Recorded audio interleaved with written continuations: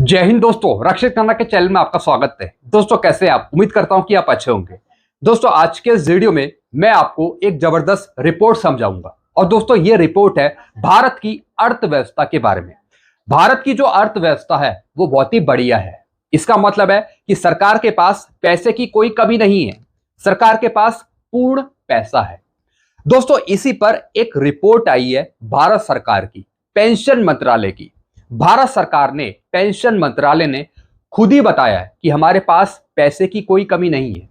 हमारी जो अर्थव्यवस्था है वो बहुत ही बढ़िया है और आगे आने वाले सालों में ये अर्थव्यवस्था और बढ़िया हो जाएगी। जी हां दोस्तों, एक रिपोर्ट मैं आपको समझाऊंगा पीआईबी की, भारत सरकार की। दूसरी रिपोर्ट में आपको समझाऊंगा 2038 तक भारत बन जाएगा दूसरी बड़ी अर्थव्यवस्था। जी हां दोस्तों, दोनों रिपोर्ट बहुत ही जबरदस्त है। काफी जानकारियां हैं इसमें भारत की अर्थव्यवस्था के बारे में। सरकार आपको हमेशा मना करती आई है कि 18 महीने का डीए का एरियर आपको नहीं दिया जा सकता। ओआरओपी की जो विसंगतियां हैं वो ठीक नहीं हो सकती, चाहे वो वाई ग्रुप की हो या फिर एक्स ग्रुप की हो। जो सीएसडी की प्रॉब्लम्स हैं, ईसीएचएस की प्रॉब्लम्स हैं, वो भी ठीक नहीं हो सकती। यानी सरकार ने जो भी कुछ आपको दिया है वो बिल्कुल ठीक है, कोई विसंगतियां नहीं है किसी भी चीज में। और सरकार से अगर कुछ मांगो पेंशनर्स के लिए, पूर्व सैनिकों के लिए, तो सरकार कहती है कि हमारी आर्थिक स्थिति अच्छी नहीं है, पैसे की कमी आ रही है। कोविड पीरियड का जो प्रभाव है वो अभी भी सरकार पे पड़ रहा है। सरकार ऐसा बताती है संसद में। डीएडीआर को मर्ज नहीं किया जा सकता, उससे आर्थिक व्यवधान उत्पन्न हो जाएगा, आर्थिक परेशानियां आ जाएंगी। मतलब बहुत सारी प्रॉब्लम सरकार गिनाती आई है शुरू से। आर्थिक रोना सरकार रोती है। लेकिन दोस्तों अगर आप इस रिपोर्ट को समझेंगे तो आपको पता लगेगा कि पैसे की कोई कमी नहीं है। सरकार के पास पूरा पैसा है, बहुत सारा पैसा है, क्योंकि सरकार नेताओं को, विधायकों को बढ़ी हुई पेंशन दे रही है, चुनावों में पैसा खर्च कर रही है, उद्योगपतियों के लोन माफ कर रही है। मतलब अगर आप इस रिपोर्ट को समझेंगे तो पैसे की कोई कमी नहीं है। यही जानकारी आज के इस वीडियो में मैं आपको देने वाला हूं।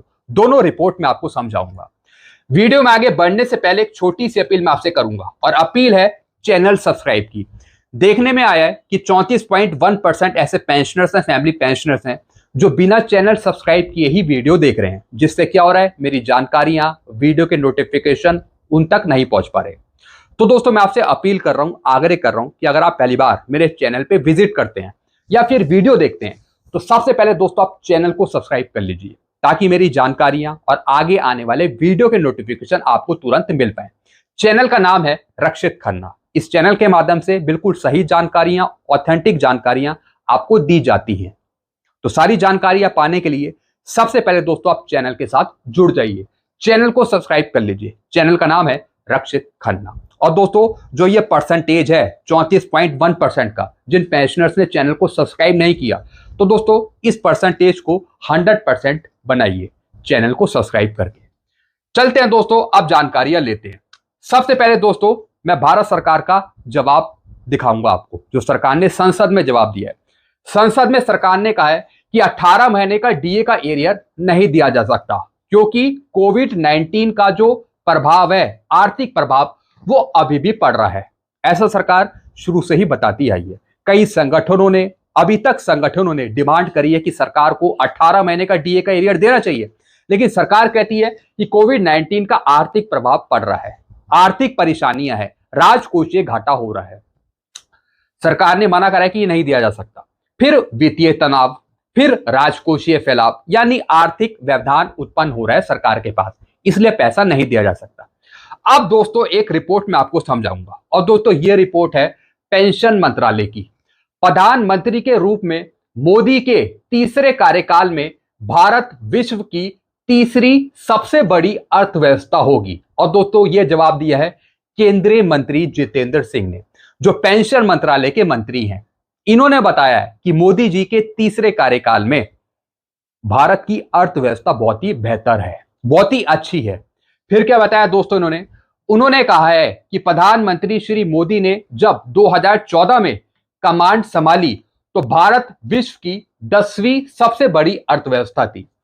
10 वर्ष से भी कम समय में हम लगभग 2 शताब्दियों तक हम पर शासन करने वाले ब्रिटेन, यूनाइटेड किंगडम से आगे निकलकर 5वें स्थान पर पहुंच गए हैं। उन्होंने कहा है कि इस वर्ष भारत के चौथी सबसे बड़ी अर्थव्यवस्था के रूप में उभरने की आशा है और प्रधानमंत्री श्री मोदी के तीसरे कार्यकाल के दौरान भारत विश्व की तीसरी सबसे बड़ी अर्थव्यवस्था होगी। जी हाँ दोस्तों, जब से मोदी जी सत्ता में आए हैं तो मोदी जी हमेशा यही चाहते हैं कि भारत देश उभर के आए, भारत की जो अर्थव्यवस्था है वो चरम पे पहुंचे बाकी दूसरे देशों से। इसके बारे में इन्होंने जिक्र किया है कि भारत को एक अच्छी अर्थव्यवस्था वाला देश बनाना, तीसरी अर्थव्यवस्था वाला देश बनाना। फिर क्या लिखा है दोस्तों, भारत की अर्थव्यवस्था 2047 तक विश्व के पहले नंबर की अर्थव्यवस्था बन जाएगी। जी हां दोस्तों, मोदी जी का लक्ष्य है 2047 तक का, कि 2047 में देश को, भारत को पहली अर्थव्यवस्था वाला देश बनाना। फिर क्या लिखा है दोस्तों, भारतीय अर्थव्यवस्था वित्तीय वर्ष 2023-24 में लगातार तीसरे वर्ष 7% से अधिक की दर से बढ़ी है, जबकि वैश्विक अर्थव्यवस्था 3% से अधिक बढ़ने के लिए जूझ रही है। हम अमेरिका और ब्रिटेन के बाद दुनिया की तीसरी सबसे बड़ी फिनटेक अर्थव्यवस्था है। जी हां दोस्तों लगातार सुधार हो रहा है। भारत की जो अर्थव्यवस्था है वो बेहतर होती जा रही है। साल बर साल, जितने भी साल आगे बढ़ रहे हैं उस हिसाब से भारत की अर्थव्यवस्था बेहतर है, ऐसा पेंशन मंत्रालय ने बताया है। जो पेंशन मंत्रालय के मंत्री है उन्होंने बताया है। अब दोस्तों इन चीजों को देखते हुए ये साफ चीजें क्लियर हैं कि भारत की अर्थव्यवस्था बहुत ही बेहतरीन है, बहुत ही अच्छी है। अगर आप 2038 तक की बात करें, 2038 में भारत दूसरी अर्थव्यवस्था वाला देश बन जाएगा और 2047 तक पहली अर्थव्यवस्था वाला देश बन जाएगा भारत।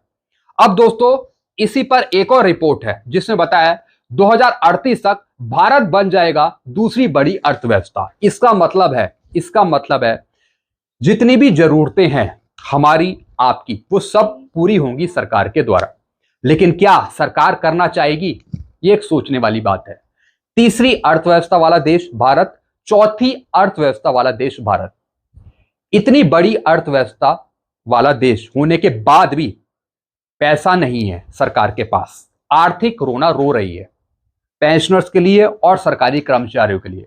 18 महीने का डीए का एरियर, ओआरओपी की विसंगतियां, इक्वल एमएसपी, एक्स ग्रुप की विसंगतियां, जेसीओस की पेंशन में सुधार करना, ये सब मांगे हैं जो सरकार पूरी नहीं कर रही है। अब दोस्तों क्या लिखा है इस रिपोर्ट में समझिए। क्रय शक्ति समता पीपीपी के संदर्भ में भारत की इकोनॉमी 2030 तक 20.7 ट्रिलियन डॉलर तक पहुंच सकती है। जी हां दोस्तों, 2030 तक 20.7 ट्रिलियन डॉलर। दोस्तों ये बहुत बड़ा एस्टीमेट है जो उन्होंने बताया। इतना ही नहीं, 2038 तक भारत के आर्थिकी के 34.2 ट्रिलियन डॉलर के सकल घरेलू उत्पाद के साथ दूसरी सबसे बड़ी अर्थव्यवस्था के रूप में उभरने की संभावना है। जी हां दोस्तों ये रिपोर्ट, ये आकलन पहले ही हो जाते हैं कि भारत किस अर्थव्यवस्था वाले देश से गुजर रहा है, कौन सा नंबर है। तो दोस्तों 2038 तक इन्होंने बताया कि भारत दूसरी बड़ी अर्थव्यवस्था वाला देश बन जाएगा।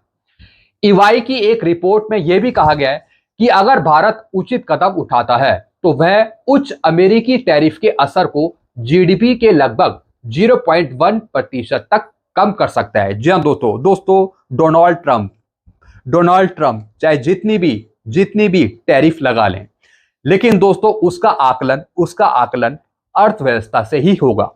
भारत की बेहतरीन अर्थव्यवस्था को देखते हुए जितनी भी मांगे हैं वो सब पूरी होनी चाहिए सरकार के द्वारा। फिर क्या लिखा है, इसका अर्थ यह है कि वित्तीय वर्ष 2026 में भारत की 6.5% की अपेक्षित वृद्धि दर में अधिकतम 10 आधार अंकों की कमी आएगी। पीपीपी के अंतर्राष्ट्रीय विनिमय का एक सिद्धांत है। इसका अर्थ किन्हीं दो देशों के बीच वस्तु या सेवा की कीमत में मौजूदा अंतर से लिया जाता है। इतना ही नहीं, इसके माध्यम से किसी देश की अर्थव्यवस्था के आकार का पता लगाया जा सकता है। अब दोस्तों इसका मेन मकसद है कि भारत की अर्थव्यवस्था दिन पे दिन बेहतर होती जा रही है और सरकार रोना रोती है अपनी आर्थिक स्थितियों के बारे में कि हमारी आर्थिक स्थिति अच्छी नहीं है, पैसा नहीं है, पैसा कहीं ना कहीं खत्म हो रहा है, इसलिए हम पैसा नहीं दे सकते, जैसा कि संसद में हमेशा सरकार मना करती आई है। क्रय शक्ति समता के माध्यम से यह भी पता लगाया जाता है कि दो देशों के बीच मुद्रा की क्रय शक्ति में कितना अंतर या फिर समता मौजूद है। अब दोस्तों यहां पे देखिए, ईवाई के मुताबिक पीपीपी के आधार पर उस समय तक भारत की आर्थिकी 34.2 ट्रिलियन डॉलर होगी आगे आने वाले सालों में। अगर भारत ने टैरिफ के खिलाफ मजबूत कदम उठाए तो जीडीपी पर पड़ेगा सिर्फ 0.1% का असर। जी हां दोस्तों, भले ही दोस्तों जो डोनाल्ड ट्रंप है वो टैरिफ लगाएं, जितना मर्जी टैरिफ लगाएं, लेकिन दोस्तों उसका असर जीडीपी पर पड़ता है और दोस्तों उस हिसाब से जीडीपी सिर्फ 0.1% पर उसका असर देखने को मिलता है। फिर क्या लिखा है दोस्तों, महत्वपूर्ण तकनीकों में लचीलापन, उन्नत क्षमताओं का निर्माण करके भारत 2047 तक अपना देश विकसित कर लेगा। जी हां दोस्तों, मोदी जी का लक्ष्य 2047 है। मोदी जी ने हमेशा कहा है कि 2047 तक भारत सर्वश्रेष्ठ होगा, सर्वोत्तम होगा, पहले पायदान पे होगा, बाकी देशों को पीछे छोड़ते हुए। दोस्तों अगर भारत चाहे दूसरी अर्थव्यवस्था वाला देश हो या फिर आगे आने वाले टाइम में पहली अर्थव्यवस्था वाला देश बने, तो दोस्तों क्या वो आपकी जरूरतों को पूरा करेगा, आपकी सभी मांगे पूरी करेगा, ये आगे देखने वाली बात होगी। लेकिन अभी तक तो सरकार ने हमेशा परेशानी किया है पूर्व सैनिकों को या फिर पेंशनर्स को। फिर क्या लिखा है दोस्तों, ईवाई इकोनॉमी वॉच के अगस्त 2025 अंक में कहा गया है कि भारत दुनिया की 5 सबसे बड़ी अर्थव्यवस्थाओं में से सबसे गतिशील इकोनॉमी के तौर पे उभर रहा है। जी हां दोस्तों, जैसा मैंने आपको बताया, साल दर साल भारत उभर ही रहा है, ऊपर ही आ रहा है। इसकी वजह मजबूत आर्थिक बुनियादी ढांचा, अनुकूल जनसांख्यिकी और एक स्थायी राजकोषीय स्थिति है। जी हां दोस्तों, अब दोस्तों भारत दूसरे या फिर तीसरे पायदान पे क्यों आ रहा है, इतनी जल्दी वो ऊपर क्यों बढ़ रहा है? क्योंकि दोस्तों आर्थिक स्थिति उसकी बेहतर हो रही है, जो इकोनॉमिक कंडीशन है वो उसकी बेहतर हो रही है। इस वजह से दोस्तों भारत ऊपर उठ रहा है। ये बहुत अच्छी बात है, ये बहुत अच्छी बात है कि भारत धीरे धीरे ऊपर की तरफ आ रहा है। और दोस्तों एक ना एक साल ऐसा होगा कि भारत नंबर 1 होगा, नंबर 1। फिर क्या लिखा है दोस्तों, इसमें रिपोर्ट में कहा गया है कि टैरिफ दबाव और धीमे व्यापार जैसी वैश्विक अनिश्चितताओं के बावजूद भारत का लचीलापन घरेलू मांग पर उसकी निर्भरता और आधुनिक तकनीकों में बढ़ती क्षमताओं से उपजा है। जी हां दोस्तों चाहे टेक्नोलॉजी के मामले में हो, चाहे फिर दोस्तों आधुनिक तकनीकों के मामले में हो, भारत की बेहतर स्थिति है। भारत खुद यहां पे कबूल कर रहा है। जो मोदी जी हैं, जो पेंशन मंत्रालय के मंत्री हैं डॉक्टर जितेंद्र सिंह, वो इस बात को खुद कह रहे हैं कि भारत की जो स्थिति है वो बेहतर है इकोनॉमिक कंडीशन के मामले में, यानी पर्याप्त पैसा है। लेकिन पेंशनर्स को, सरकारी कर्मचारियों को देने के लिए पैसा नहीं है। ऐसा क्यों? मैं आपसे भी सवाल कर रहा हूं, जरा कमेंट करके सुझाव अपने लिखिएगा। फिर लिखा है दोस्तों, आईएमएफ के अनुसार भारत पहले ही तीसरे पायदान पे है। जी हां दोस्तों एक रिपोर्ट है आईएमएफ की, इनके अनुसार भारत पहले ही तीसरे स्थान पर है, यानी विश्व की वो तीसरी अर्थव्यवस्था वाला देश है। अंतरराष्ट्रीय मुद्रा कोष ने वित्तीय वर्ष 24-25 में पीपीपी के आधार पे भारत की जीडीपी 14.2 ट्रिलियन डॉलर होने का अनुमान लगाया है, जो बाजार विनिमय दर के संदर्भ में मापे जाने से लगभग 3.6 गुना अधिक है। सब कुछ ठीक है दोस्तों, सब कुछ बेहतर है और बढ़ ही रहा है धीरे धीरे। जो भारत की अर्थव्यवस्था है वो बेहतर ही हो रही है। इस प्रकार भारत पहले से ही चीन और अमेरिका के बाद तीसरी सबसे बड़ी अर्थव्यवस्था है।